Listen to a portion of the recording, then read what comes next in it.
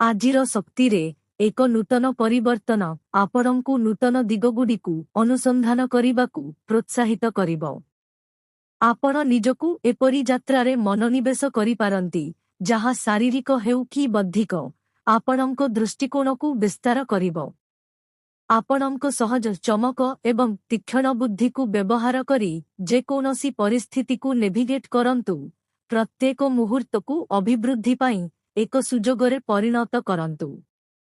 ଜଣେ ବୟସ୍କ ବ୍ୟକ୍ତିଙ୍କଠାରୁ ମିଳୁଥିବା ଜ୍ଞାନ ଅମୂଲ୍ୟ ପ୍ରମାଣିତ ହେବ, ଯାହା ବ୍ୟକ୍ତିଗତ କିମ୍ବା ବୃତ୍ତିଗତ ପଥ ପାଇଁ ଗଭୀର ଅନ୍ତର୍ଦୃଷ୍ଟି ପ୍ରଦାନ କରିବ।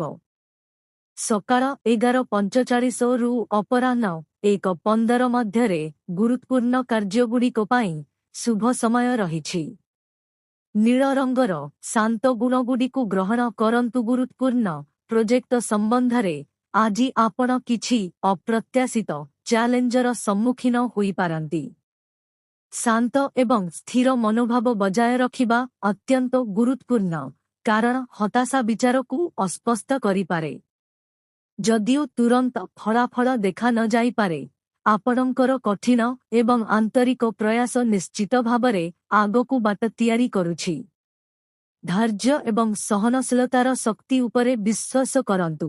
ଏହି ଗୁଣଗୁଡ଼ିକ ଆପଣଙ୍କର ସବୁଠାରୁ ବଡ଼ ସମ୍ପତ୍ତି ହେବ, ଯାହା ଆପଣଙ୍କୁ ଯେକୌଣସି ଜଟିଳତାର ମଧ୍ୟରେ ସଫଳତାର ସହ ଆଗକୁ ବଢ଼ିବାରେ ସାହାଯ୍ୟ କରିବ। ଆଜି ଆପଣଙ୍କର ସାମାଜିକ ଭାବନା ଉଜ୍ଜଳ ଭାବରେ ଚମକୁଛି, ଯାହା ଆପଣଙ୍କୁ ସମ୍ପର୍କ ଆଡ଼କୁ ଆକର୍ଷିତ କରୁଛି। ଆପଣ ପ୍ରିୟଜନଙ୍କ ସହିତ ଗୁଣାତ୍ମକ ସମୟ ବିତାଇବାକୁ ତୀବ୍ର ଇଚ୍ଛା ଅନୁଭବ କରିପାରନ୍ତି, ନିଜର ବନ୍ଧନକୁ ଆହୁରି ଗଭୀର କରିପାରନ୍ତି। ଏହି ମୁହୂର୍ତ୍ତଗୁଡ଼ିକୁ ପାଳିବା ଅଦ୍ଭୁତ, ତଥାପି ସେଗୁଡ଼ିକୁ ଆପଣଙ୍କର ଅନ୍ୟ ଦାୟିତ୍ୱଗୁଡ଼ିକ ସହିତ ସନ୍ତୁଳିତ କରିବାକୁ ମନେ ରଖନ୍ତୁ। ଆପଣଙ୍କ ସମ୍ପର୍କଗୁଡ଼ିକୁ ପୋଷଣ କରନ୍ତୁ, ସେଗୁଡ଼ିକୁ ବଢ଼ିବାକୁ ଦିଅନ୍ତୁ, କିନ୍ତୁ ଆପଣଙ୍କର ତୁରନ୍ତ ରୋମାଣ୍ଟିକ କ୍ଷେତ୍ର ବାହାରେ ଥିବା ପ୍ରତିବଦ୍ଧତାକୁ ମଧ୍ୟ ସମ୍ମାନ କରନ୍ତୁ। ସମସ୍ତ କ୍ଷେତ୍ରରେ ସାମଞ୍ଜସ୍ୟ ପ୍ରକୃତ ସନ୍ତୁଷ୍ଟି ଆଣିଥାଏ। ନିକଟରେ କରାଯାଇଥିବା ସମ୍ପତ୍ତି ବିନିଯୋଗ ଆଶାଜନକ, ଏବଂ ଆପଣ ବୁଣିଥିବା ମଞ୍ଜି ବର୍ତ୍ତମାନ ଅଙ୍କୁରିତ ହେବାକୁ ଆରମ୍ଭ କରିଛି। ଏହି ସମୟ ଶୀଘ୍ର ଏବଂ ଲାଭଜନକ ଲାଭ ପାଇଁ ଉତ୍କୃଷ୍ଟ ସୁଯୋଗ ପ୍ରକାଶ କରିପାରେ, ଯାହା ଆପଣଙ୍କର ତୀକ୍ଷ୍ଣ ଆର୍ଥିକ ଜ୍ଞାନକୁ ପ୍ରମାଣିତ କରେ। ଆପଣଙ୍କର ଅର୍ଥନୈତିକ ଦୃଷ୍ଟିକୋଣ ଅତ୍ୟନ୍ତ ଅନୁକୂଳ ଦେଖାଯାଉଛି, ଏବଂ ଭବିଷ୍ୟତର ଉଦ୍ୟମ ପାଇଁ ରିଅଲ ଇଷ୍ଟେଟ୍କୁ ବିଚାର କରିବା ବଡ଼ ଏବଂ ନିର୍ଭରଯୋଗ୍ୟ ଲାଭ ସୁରକ୍ଷିତ କରିବା ପାଇଁ ଏକ ସୁବିଚାରିତ ବିକଳ୍ପ ରହିଛି। ସମ୍ଭାବନାଗୁଡ଼ିକ ପାଇଁ ଖୋଲା ରୁହନ୍ତୁ।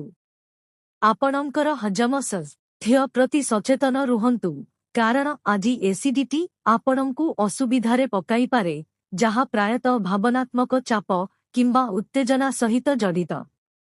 ଅଧିକ ସନ୍ତୁଳିତ ଜୀବନଶୈଳୀ ଆପଣାଇବା ଆଶ୍ୱସ୍ତି ପ୍ରଦାନ କରିପାରେ। ମସଲାଯୁକ୍ତ ଏବଂ ଲୁଣିଆ ଖାଦ୍ୟ କମ୍ କରିବାକୁ ବିଚାର କରନ୍ତୁ, ଏବଂ ଅଣଶାକାହାରୀ ଭୋଜନ, ଧୂମପାନ ଏବଂ ମଦ୍ୟପାନର ବ୍ୟବହାରକୁ ସୀମିତ କରନ୍ତୁ।